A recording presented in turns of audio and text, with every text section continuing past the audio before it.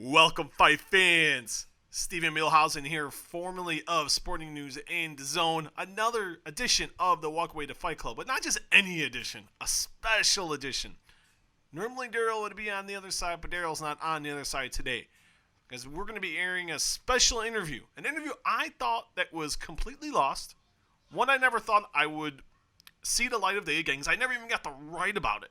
That's how depressed I was. I did this interview I remember doing it on a Sunday. Now, if anyone knows me, I don't do interviews on Sundays. That's like my one day of just, I spend time with my kids, spend time with my wife, and I just do that. That's it. I don't do anything. But I made an exception for this interview, and I thought it's still relevant because it's a big night for pro wrestling. You got the Wednesday Night Wars, but a big night because it's night 2 of the Great American Bash, presented by NXT, and also night 2 of Fyter Fest. And NXT is gonna, with the Great American Bash, is the big title fight. The big title fight. You can call it a title fight between NXT champion Adam Cole and North American champion Keith Lee. Undisputed title match. The winner will have both titles, so that match is going to be awesome. But then on the other side, an awesome main event as well on the AEW side, Fyter Fest Night 2. Orange Cassidy, and if anyone doubted the greatness of Orange Cassidy, he's really become one of those guys where everyone thought he was a complete joke, and now he's become one of the biggest stars in AEW, and he is facing the biggest star in AEW, the first ever AEW Heavyweight Champion, former WWE Undisputed Champion, the one and only Le Champion, Chris Jericho. And that is the guy we're going to have the podcast. I did the podcast with on a Sunday morning. He was in New York City for the big Toy Fair convention out in New York City. And this was when Chris was still the champion. And he was getting ready for a title defense against Jon Moxley at Revolution here in Chicago. And we talked about a lot.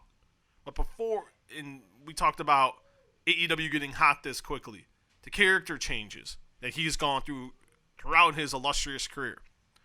If you ever thought he'd wrestle this long, he's been 30 years in the business now, and the guy's barely last 10 years, and Chris is going 30 years and going strong. You know, rate this run he's had in AEW, because this has been some of his finest work, and Chris has had a lot of great moments in WWE, in New Japan, and then currently right now in AEW. So I asked Chris where he would rate that run. And then he had some interesting thoughts on Orange Cassidy.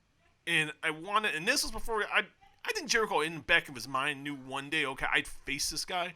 But initially, Chris wasn't down for the cause when he saw the character and saw him perform. So we'll talk to Chris about that and a whole lot more. But if you're listening to this on the audio version, you can find it on iTunes and all your favorite podcasting platforms. Just search The Walkway, The Fight Club. Download, rate, subscribe. Please give it 5 stars. Really, really, really would greatly appreciate it. Just because then it helps us out in the rankings, and also it helps in terms of sponsorships and all of that. So it would be really greatly appreciated if you rate this. Give it 5 stars. All you got to do is click 5 stars. Boom, boom. You want to leave a comment as well. But please, please, please, oh, pretty please, rate the podcast 5 stars and all your favorite podcasting platforms. And if you're watching this on YouTube, we got a big influx of subscribers on YouTube. So please, please, please, just click that subscribe button. You get a lot of great interviews, not just this one. Going to be a lot of great stuff. We got Randy Orton's up there. We got CM Punk. We got stuff with Cody.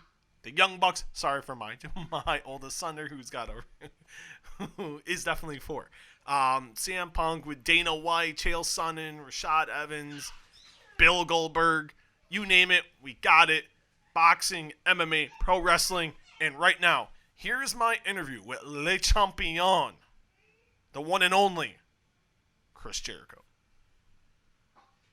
Le Champion, Chris Jericho, how are you, sir? Good, man. How you doing? I'm good, and, I was talking to Cody earlier, and I want to ask you the same question, and just, when you saw the action figure, what were your initial thoughts? Well, it meant a lot out to me because it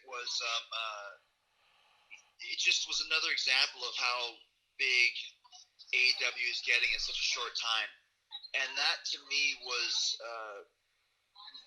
more important than almost the action figure itself, because the figures are great, very detailed, they look amazing, but it was the fact that here we are going on TV in October, and then we're debuting these action figures in August, and that's because AEW is hot.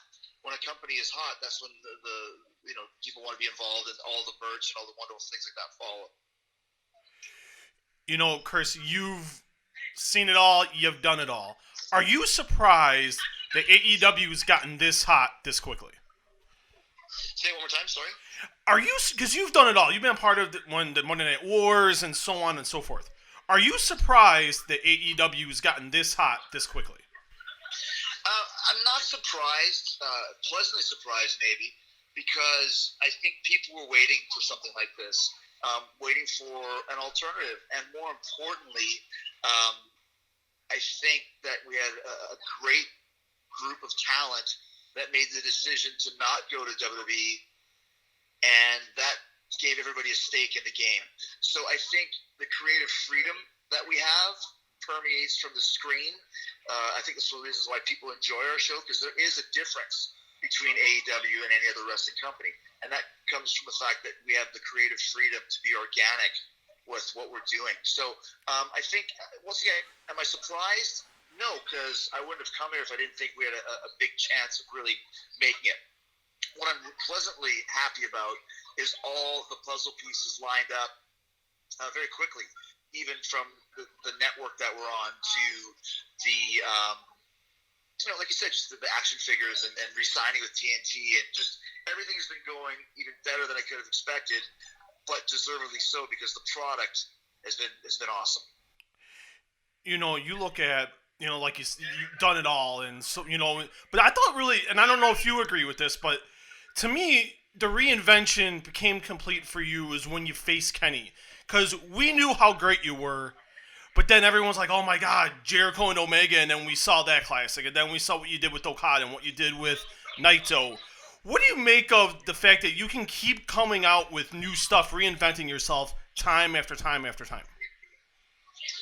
Well, I mean, this is by design.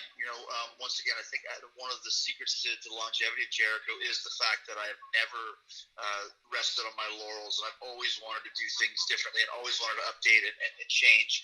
And that has a lot to do with, big influence of David Bowie. I mean, he was always different, but still retained the essence of what Bowie is as a performer. So I really enjoy changing things up, but it's not something that you can plan. It organically happens when I feel it's right. And I think that's one of the reasons why it works. Sometimes I do things that really make no sense, but I know that I can make it work. And that's exactly what we did. So I think it's part of the legacy of Jericho is also the fearlessness I have of, like, pretty sure if something feels right to me that I can make it work. Did you plan on being around this long? When you set out on the wrestling journey, was it like, okay, I got a 15 to 20 year plan and then I'm out? You started a long time ago, and yet we're in 2020 and we're talking, you're at a toy fair in New York. I'm sorry, I got some... No worries, Chris. Did you, when you set out on the wrestling journey, was the plan to have this long of a career? Well, I mean, I don't think, once again, dude, I mean, that's such a strange, not strange, it's a hard question to answer, because I never had anything really planned. I've never planned anything that I do. I just do it. And,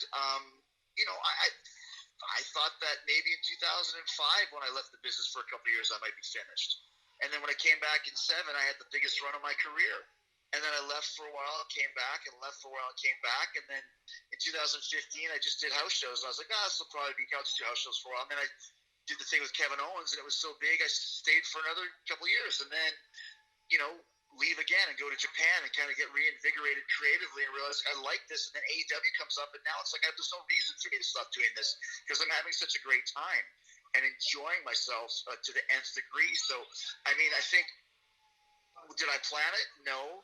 Did I not plan it? No. I just kind of went with whatever felt right. How would you rate this run right now compared to, like you said, what happened in '07 with Shawn and what happened with Kevin, and even when you became the undisputed champion? How would you rate this run today? Well, it's more for you guys to decide. I mean, to me, I'm enjoying it because it's once again very creatively stimulating. I'm having a lot of fun with it, um, and the rewards of seeing the company grow and seeing guys being made into stars basically right in front of your eyes is kind of what wrestling's all about. So the stories that we're telling, the stars that we're making, the advances we're making in business, re-signing for hundreds of millions of dollars with TNT for an extra 3-4 years. All of those things are big deals to me. So it's a very successful run, and from a personal level. So I don't know how this matches up to something I did 2 years ago or 10 years ago or 20 years ago. I just know that I'm having a great time and creatively being fulfilled and satisfied, and seeing the company that I work for growing exponentially over a very short period of time. So it's a huge run for sure. A couple more questions, Chris, and thank you for the time today. It's really appreciated. And when you came in, you hadn't worked with a lot of these guys. You may not have known 3/4 of the roster. Who, if you could name like one or two people that have really surprised you so far? Well, I mean, Darby Allin for sure, Jungle Boy, Hangman Page, how he's grown. Moxley is a completely different guy. Just everybody. I mean, watching guys like the Bucks and Kenny figure out how to be on live TV and seeing the ascension of Cody as a top babyface. Orange Cassidy, Marco Stunt. I thought both those guys were useless. Why would we sign them? What's the point? And then you see them, and it's like I got to get my head out of my ass because these guys are great, and over is over. That's all that matters. It's just an amazing time frame for all of us. And once again, as kind of the elder statesman of AEW, I have to keep my mind open to things that might be a little different. Like Marco's very small, but when I first started in 1990, everyone told me I was very small. So it's one of those things where you're like, you just got over is my favorite thing now. And it doesn't matter anything else. If people are cheering for you and enjoying what you're doing, that's the most important thing. I was talking to a friend the other day, and we were watching the show. He compared you to Pacino in The Godfather. Just because, like, the way you come out, the way the fans react, the presence that you have, and how you carry yourself. Would you relate to that character at all in this run in AEW? To The Godfather? Yeah. No, not at all. I don't know. I just kind of, whatever you see me doing is what feels right at the time. I thought the Godfather character was a great character for him, for Charles. It's kind of what he is. Yeah. And that's the essence of a great character, taking the strengths of who you are as a person and turning that up to the 10th degree. If you can do that, your character will always make money and always be over, always be popular. You talked about Jon and, the maturation of, he wasn't sure about himself when he came in, and you just see the confidence he has now. How proud of you of Jon Moxley from the time he came in up to the match coming up on Saturday? Like I said, he's a totally different guy. I recruited Mox, and when he came in, right off the bat, you could see there's a different guy inside of him. Dean Ambrose seems like such a character of the past. It's not even close to being the same guy. And that's one thing that I think I don't know if he would have been able to tell you that. I think he's just expanded to becoming one of our top guys very quickly because he can be himself now and not have to worry about being under somebody's thumb of what his character should be. He's doing what he feels is right, and it's working times 1,000. And we'll end with this. What can fans here in Chicago expect from your match with Jon Moxley at Revolution? I think that in wrestling, if you can build a story that peaks at the right time, you've done your job. And for whatever reason, the Moxley Jericho story is at the exact right place where it needs to be at the exact right time. So I think it's going to be a momentous match. It's going to be a classic. I think the storytelling that we've already done and that we will do in the match is going to make it a classic for sure. Chris, congratulations on Detroit. Congratulations on success with AEW, and we look forward to the match this weekend. Thank you very much, man. Thank you. Bye. Bye-bye.